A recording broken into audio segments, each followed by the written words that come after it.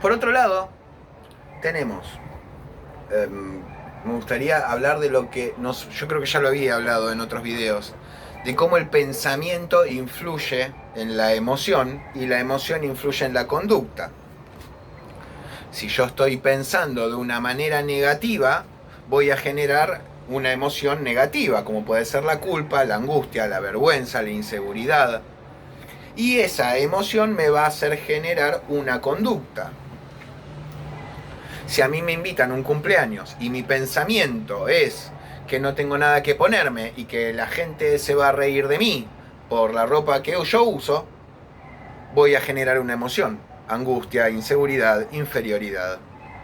Esto me va a llevar a tener una conducta de evitación quizás, o de huida, no querer ir a la fiesta y de esa manera perjudicar o inhibir mi vida social, mi seguridad. Entonces, si yo modifico ese pensamiento, voy a modificar también lo que es la emoción. Si modifico la emoción, se va a modificar mi conducta. Si ese pensamiento yo lo cambio por me voy a poner algo que a mí me queda lindo, que yo sé que me queda lindo, porque sé que voy a gustar, porque sé que le caigo bien a la gente, la emoción que voy a despertar va a ser emoción, alegría, entusiasmo, y la conducta va a ser ir con un mayor grado de seguridad a la fiesta y me va a ir mejor. Entonces, ¿qué podemos sacar de conclusión? Que todo nace en el pensamiento, en la manera en la cual nosotros percibimos la realidad. También podemos decir entonces que la situación de ansiedad la provocamos con el pensamiento, no con la situación. El ansioso tiende a evaluar la situación. Esta situación es peligrosa, esta situación no me gusta, esta situación me genera angustia, cuando en realidad la situación no es en sí el problema, sino el simbolismo que hago yo o la interpretación que yo hago de esa situación. ¿Por qué? Porque en el ansioso hay una realidad o un contexto que me genera un peligro, que se vuelve amenazante. El mundo se vuelve amenazante. Una reunión familiar, una situación común y silvestre puede volverse amenazante. Entonces, si se vuelve amenazante, el ansioso se siente vulnerable. Esta sensación de vulnerabilidad tiene que ver con que el paciente o la persona ansiosa siente que no tiene las defensas necesarias para afrontar esa situación. No se siente capaz de afrontar esa situación. Hoy me contaban de un chico de 8 años que tiene miedo de ir al baño. Entonces le pide a la madre que la acompañe todo el tiempo. Cada vez que quiere ir al baño, pide que la madre lo acompañe al baño y se quede esperándolo en la puerta. Es decir, la situación del baño, de ir al baño, a este chico le genera inseguridad, miedo, es una situación amenazante. Entonces, como él se ve vulnerable, chiquito, disminuido, sin defensas, sin argumentos para poder defenderse de esta amenaza, acude a la madre. ¿Qué le digo yo a la madre? Bien, nosotros sabemos esto, sabemos que el chico está viviendo una inseguridad. ¿Cómo modificamos esto? Explicándole al chico: vos sos grande, vos sos valiente, vos tenés que demostrarte lo valiente que sos y tenés que ir solo al baño porque vos sos un macho, vos sos grande, vos sos adulto, vos sos el hombre de la familia. Llenarlo de confianza al chico, que sienta que él puede tener las defensas necesarias para afrontar una situación de temor, o que él la vive como temor. Entonces, la ansiedad nos va a perjudicar desde lo cognitivo, en la manera en que interpreto el mundo, la realidad. Desde lo conductual, porque voy a tender a actuar en base a mis miedos.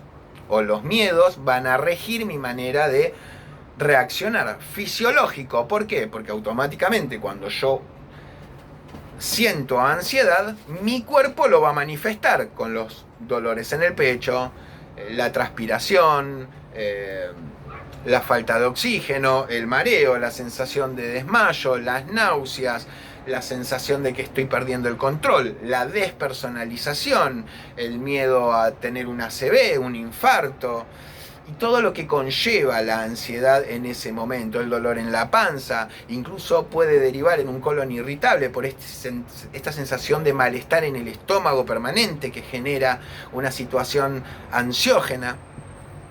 De esa manera va a repercutir desde lo fisiológico, desde lo motivacional, obviamente. ¿Por qué? Porque no voy a tener ganas de hacer las mismas las cosas, porque yo me voy a sentir incapaz de afrontar determinadas situaciones. E incluso también desde lo afectivo. ¿Por qué? Porque me voy a terminar alejando de lo que es el vínculo social. Por eso, ¿qué trabajo yo con mis pacientes? Primero y principal, la evaluación de los recursos de seguridad que yo tengo, acrecentar el autoestima, la seguridad en sí mismo, la autoconfianza, para que esta persona se dé cuenta que puede afrontar sus miedos y que puede vencerlos. ¿Por qué? Porque son miedos que el paciente los vive como situaciones peligrosas cuando en realidad no lo son. Búsqueda de señales de seguridad, por ejemplo, buscar dentro del paciente cuáles son sus mejores mecanismos de defensa y potenciarlos, lógicamente. Otra cosa que se me ocurre, que yo trabajo mucho, que pueda revalorizar la amenaza, tener un pensamiento más lógico. ¿Por qué? Porque cuando uno empieza a tener un pensamiento lógico, racional, consciente, seguro, atencional de cuál es la situación en sí, va a poder modificar su pensamiento. Por esto yo siempre tenemos una situación, como me decía un paciente, por ejemplo, fue a un McDonald's, necesitaba una servilleta porque tenía las manos sucias. Iba a pedirle a una chica que laburaba ahí en el McDonald's una servilleta. De repente tuvo un pensamiento: la voy a molestar, va a pensar que soy un tonto porque me ensucié los dedos. Entonces ese pensamiento despertó una emoción, angustia. Esa emoción despertó una conducta: no pedir nada, irse del McDonald's con las manos sucias y en la calle limpiarse con el pantalón. Entonces, lo que le expliqué es un ejercicio. Bueno, vamos a volver a esa situación. La misma situación. Ahora pensémoslo de otra manera. ¿Cómo lo podríamos pensar de una manera más lógica, más racional? ¿Qué otra alternativa hay? Bueno, pensar que la chica está para eso. Pensar que el trabajo de la chica es atenderme si yo tengo algún problema. Por lo cual no debería molestarle que yo le pida servilletas. Por otro lado, podría pensar que simplemente me señale dónde están las servilletas para yo ir a buscarlas. Si hubiera pensado esto, ¿qué emoción hubiera despertado? Tranquilidad, paz, seguridad. Bien, entonces, ¿cuál hubiera sido mi conducta? Preguntarle a la chica, o que me alcance la servilleta, o ir a buscarlas. Es decir, que el resultado hubiera sido mucho más positivo si yo hubiera hecho un pensamiento lógico y racional de la situación. Es decir, si lo hubiera razonado de un lugar diferente. A diferencia de como lo piensa generalmente el ansioso, con un pensamiento automático, que es inconsciente, que es automático, que viene de repente y que es una idea negativa. Esto cuesta, pero a medida que van pasando las sesiones y se van analizando diferentes situaciones del paciente, el paciente comienza a poder ver de manera diferente la realidad y a modificar el pensamiento.